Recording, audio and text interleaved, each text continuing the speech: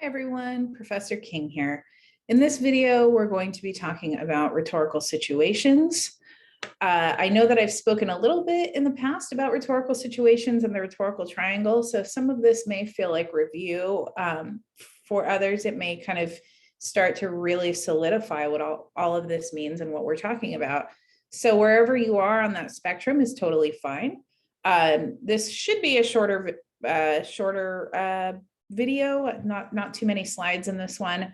But as always, if you have questions, feel free to email me, send me a Canvas message, visit my Zoom office hours, hit me up on Instagram, and also feel free to pause and catch up with your own note-taking as you wish.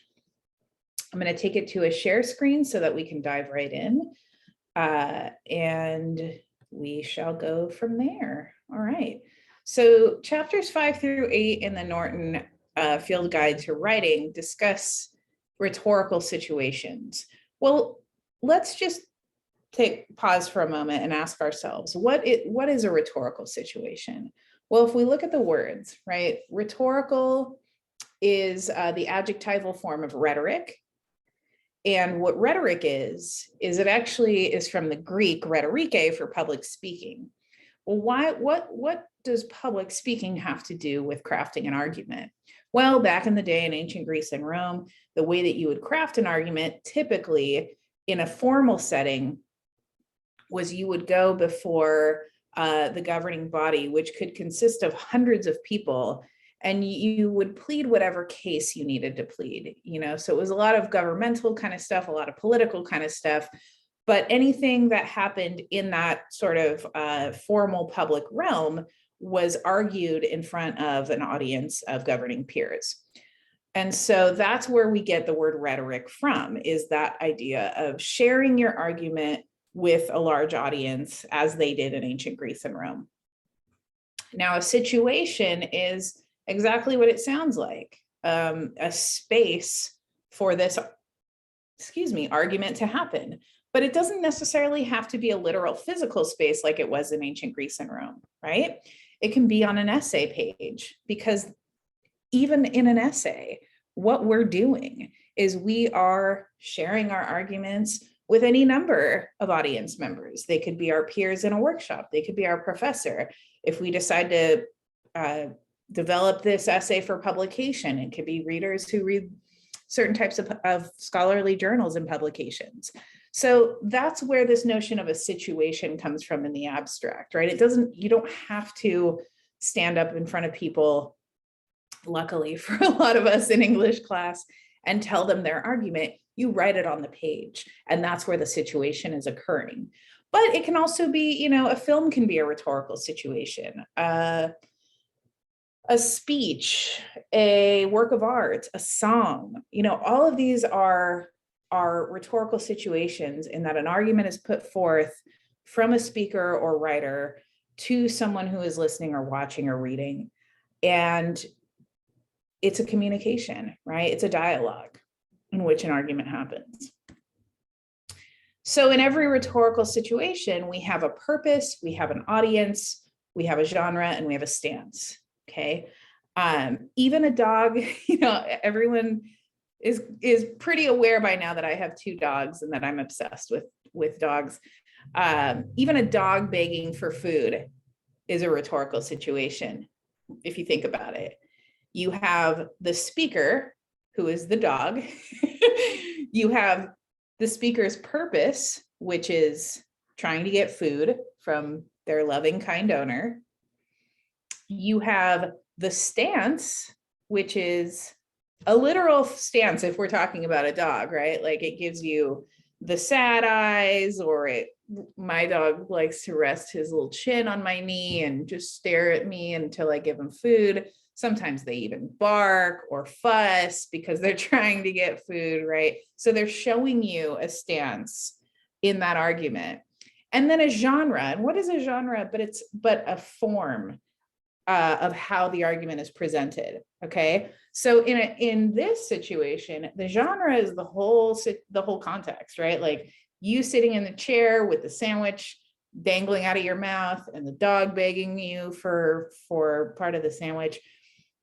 But if you want to connect this to writing, we do exactly the same thing, right? We become the puppy dogs of our own essays, where we are telling people, instead of I want a sandwich, it's I want you to believe this argument that I'm developing. And your audience is generally, right, me, your peers, someone from the writing center, yourself, anyone who's going to read this argument that you're sharing. And that's why it's so important when we say everyone, right? The audience is everyone. It's not everyone. Do you ever think, I mean, do you think that essay 2 is going to be read by, Siberian farmers walking the plains between China and Russia? Like, no, So there are definitely people in the world who will most likely never read your argument. So that's why we have to whittle down and think about, well, who is the audience? And why am I writing this the way that I am? If your audience is a college professor, you want to make sure, and it's in a formal academic setting in which you're writing, you want to make sure not to use colloquial language. You want to make sure to follow the rules of MLA formatting and citing properly. You want to make sure that you're proofreading it so that it comes off as polished and sophisticated, because you're doing that for a specific audience, right? A formal academic audience. Now, if you were sharing this same argument with your best friend in the locker room, of course, the informality is probably okay. But as your audience changes, so do the other aspects of the rhetorical situation. The way you speak changes, the language you use changes, the intention behind why you're arguing what you're arguing changes, et cetera, et cetera. And let's talk a little bit more about that intention and that purpose. Why are you writing what you're writing? You need to identify the purpose, right? Are you trying to inform your audience? Are you trying to persuade your audience? Are you trying to move people to action? Or are you just trying to get people to agree with you? Are you trying to get a good grade, right? All of these are valid purposes. And you probably have more than one when you're writing, but you always have to keep them at top of mind, because if you don't, if you forget or neglect to think about why you're telling this audience what you're telling them, then you're neglecting your audience. And that's an integral part to the rhetorical triangle, the rhetorical situation. So you have to ask yourself, what do I want my audience to think, feel, believe, or act on? How does the task, the prompt, the situation I'm now part of in constructing this argument, what's it requiring of me in order to achieve this? Again, formal language, organization of thought, clarity of argument, depth of analysis, all of these things are important. And then you have to ask yourself, well, how do I achieve this? And now we have a much clearer answer for that going into a second class essay, right? That the answer to the third part, how do I achieve this, was a little bit hazier with essay 1 because we weren't totally sure. You and I had, we're new friends. Whereas now you've seen my feedback that I've given for essays. We've talked about my feedback. And so you have a clearer understanding of how you achieve these goals. But if those areas are still hazy and you're still asking yourself, how do I expand this analysis? How do I develop a stronger argument? How do I utilize more sophisticated language, et cetera, then you know to come to me during my Zoom office hours, or to email me, or to do any of the things that I've probably mentioned ad nauseum to you at this point in order to achieve that. Because whatever argument you come up with, right? Much like this little girl comes up with the argument, why not hug life instead of thug life, right? You can make sure that the audience who's going to absorb this information is doing so in a way that is appropriate for the situation given. And talking about audience in more depth, again, you have to think about who your audience is. Not just the immediate group or person that you're sharing your argument with, but the potentially larger groups who will receive your message. Because audience shapes what you write, how much you write, how you phrase what you write, and the genre of writing. Just like I mentioned a few slides back about the way you speak to me in your essay is not going to be the same way you speak to a friend of yours in the locker room. Think about what you did this past weekend. And think about telling somebody like me what you did last weekend, how you would craft that information, what you might omit, what you might emphasize. And then think about how you would talk about what you did this past weekend with your closest friend or sibling or partner. When your audience changes, in other words, right, from your best friend or partner to your professor, the way that you craft your message changes. You may use expletives and slang terms, and you may talk about the deep, dark, nasty stuff you got up to a friend or partner. You may not wish to share that with your college English professor. You may blush at some of the things you say to your friend or partner, if I found them out. So that's what I mean when I say when the audience changes, the whole situation changes. We've got to think about how we craft our messages differently and appropriately for the given situation we're in.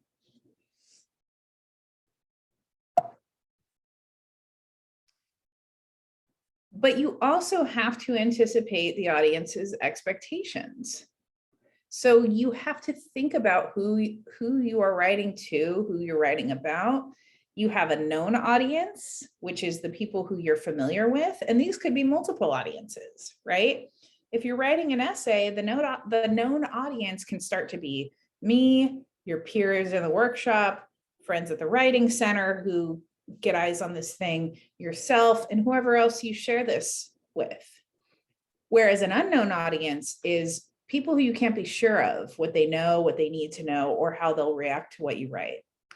And if we think about the world that we're in right now and how much of information is becoming siloed,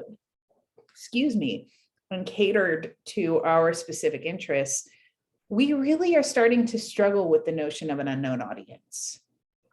And that's unfortunate because the people, preaching to the choir is one thing, preaching to the converted, right? In other words, convincing people that you're going to convince is easy.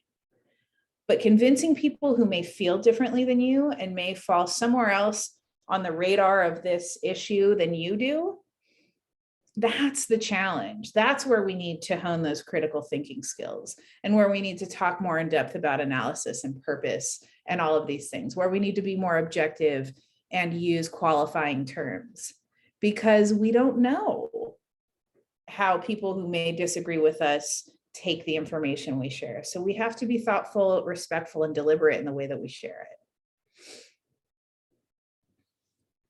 So when you're crafting your writing and you're thinking about your audience, ask yourself, whom do I wish to reach? And what are their interests? What demographic information do I have about them? Meaning age, gender, ethnicity, ability status, sexual orientation, socioeconomic class, political leanings, extracurricular interests, anything you can know, because again, you're going to have a variety of people that you're trying to convince. And so how do we really engage in that balancing act in a way that keeps you safe as the speaker, doesn't get you in hot water in terms of the things you're saying, but also respects the audience that you are sharing your information with? What prior knowledge does your audience have? Again, if we're talking about a reading that all of us have read, it's a balancing act to share, details that are fine enough to where you're really proving your point, and where it's too much information to where your audience is going, yeah, I know this already, right? That's a balancing act, and it takes time to craft that. You also should ask what your audience needs from you and what kind of response from them you want or need. Because again, this is a dialogue, this is a conversation. And some of these conversations we're having in this course about gender, about race, about class, about all of these different things, These conversations have been going on for millennia. And so how do we continue these conversations in a way that pushes the envelope forward, right? So that the next generation can have even more engaging and interesting conversations than even we did. This stuff is important. And then finally, genres. When you're thinking about genre, you should ask yourself, how does the genre, the type of text that I'm looking at, whether it's a poem, a song, a short story, etc., how does it affect which content you use and which you don't use? You know, even think about a discussion board, a DB versus a final essay. In your DBs, I tell you, you can be messy, you can be imperfect, you can not fully get it or whatever you think is going on. That's okay, as long as you're grappling and answering the prompt. But when we get to the final draft of an essay, the genre there is different, right? It needs to be clean, it needs to be sophisticated, it needs to be polished. It needs to have many more working elements than just a one-off discussion board. So if you know that, right, you know that a final essay is going to affect the content that you should or should not include in a very real way, the way that a DB doesn't necessarily. And that's why essays are worth so much more than one DB. I mean, for other reasons too, but you get what I'm saying. Ask yourself, what about organization? How do I organize this thing so that it's easy for me to follow? And I'm going to illustrate with a really wacky, trick on this video. Okay, so imagine, you know, we're all online, I'm on this Zoom video or whatever, YouTube video. None of you have ever been in my house. And I tell you, okay, I'm going to turn off the light. I can't see as well, right? You can still see me because there's light from the screen. But let's say I turn off this light, and through this video, I tell you, walk through my house in pitch blackness, without knocking into anything. How many of you think you could do it, given the fact that none of you have ever been to my house? You don't know what the floor plan of my house looks like. I haven't given you any other instructions about how to get through my house. I haven't told you how to avoid things. I'm not walking with you through my house to tell you how to get through things. I just say, walk through my house in the pitch black with your eyes closed without bumping into anything. Think about that. I'll turn the light back on. Now, how many of you think that you would be able to walk through my house in its entirety, front yard, backyard, whole space of my house, without hitting anything, with just those directions? Probably nobody, right? Unless you have some crazy superpowers. What's the point that I'm making about organization? It's this. When you have something that's well organized, when you have ideas that are clear, that your reader can easily follow, that are led through with transitions and objective language and qualifying words and all of this sort of stuff and signal phrases, when you segue out of evidence with thorough and clear analysis and then transition to your next talking point in your next paragraph, when you do all of those things, what you are doing for your reader is you're essentially turning the lights on in your essay. All of that information that is a pitch black room inside your brain that I can't see becomes illuminated the more you organize your ideas and thoughts. Because if you're just writing this essay and you don't take the time to proofread, to edit, to organize your thoughts, to structure them, et cetera, what you're essentially doing is telling me to walk through the pitch black room of your mind without giving me any sort of guidance whatsoever. And so guess what I'm going to do as the person reading? I'm going to knock into things. I'm not going to fully get it. It's going to be a mess. And so in some of my conferences, I talk about that. And I talked about how you need to make it so that your reader does less work reading your argument than you did writing it. And that's where organization comes in. That's where structure comes in. That's where transitions and analysis and all of these things that guide our reader, that's where they come in. Also, consider your tone and your stance. If it's serious, if it's formal, if all of these things are required, It needs to be sophisticated. It needs to be polished. You know, it's a final draft of an essay, not a discussion board, not a free write. So keep that in mind. Make sure you're using formal language in these essays. And if you're sharing quotes that provide informal language, be aware of that, you know, and make sure you're quoting properly so that way your formal language doesn't get mixed up with the informal language inside of your quotes. Know that the choice of medium is an essay, right? And so that requires certain design elements that you need. MLA formatting, Times New Roman, 12-point font, double spacing, 1-inch margins, et cetera, et cetera.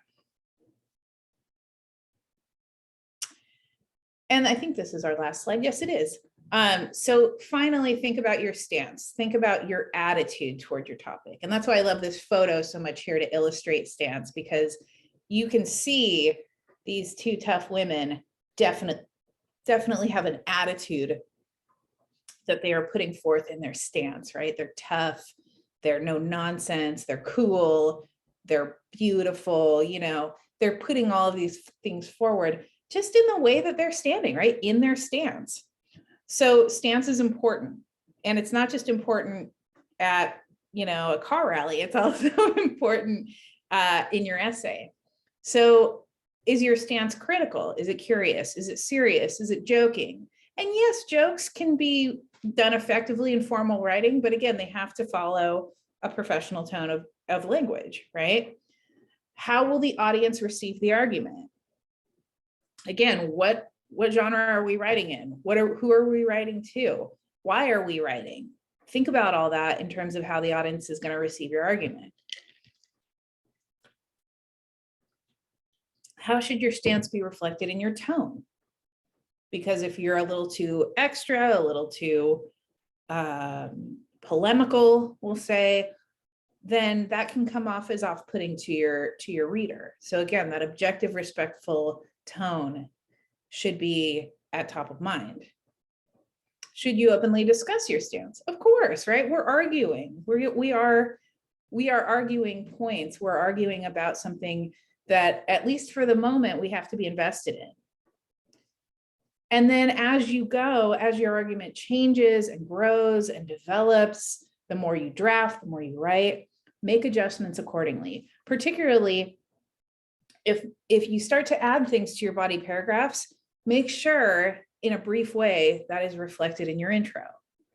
If your argument, you know, if you start off with a thesis statement, but then your draft kind of changes or goes in a slightly different direction, always when you're reviewing and proofreading and editing, make sure that that change is reflected in the thesis. All right, so that, as they say, is that. I hope this was helpful. Again, if questions come up, feel free to contact me in any of the ways I always mention. And I hope you have a wonderful night. See ya later. Bye.